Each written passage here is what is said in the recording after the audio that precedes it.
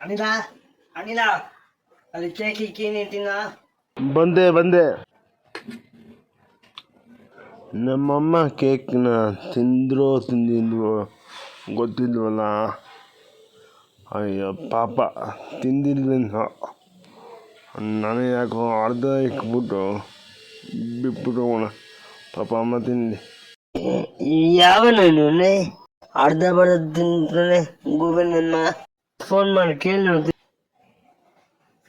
Hello ಅನಿಲ, ಯಾಕ ಅರ್ಧ ಬರ್ಧ ಕೇಕ್ ತಿಂತೋಯ್ಯ? ಅಮ್ಮ ನಿನಗೋಸ್ಕರ ಬಿಟ್ಟಿನಮ್ಮ ಅರ್ಧ. ನನಗೋಸ್ಕರ ಬಿಟ್ಟಿನ ಅರ್ಧ ಕೇಕು? ಯಾಕ ಮಗ? ನಾನು ತಿನ್ನಿ ಅಂತೀನ. ಇವಾಗ ತಾನೇ ಗೂಬೆ ಅಂತ ಬೇಕಂಡೆ. Thank you Chinni, I love you ಮಾ. ಓಕೆ ಬಿಡು, ಇವಾಗೆ ಅರ್ಧ ಕೇಕ್ ತಿಂತೀನಿ. ಜೀವನದಲ್ಲಿ ಎಲ್ಲರಿಗೂ ಒಳ್ಳೆ ಮಕ್ಕಳು ಸಿಗಲ್ಲ, ಸಿಗದ್ರೆ ಉಳಿಸ್ಕೊಂಡು ಬೆಳೆಸ್ಕೊಂಡು ಹೋಗ್ಬೇಕು ಮಕ್ಕಳನ್ನ.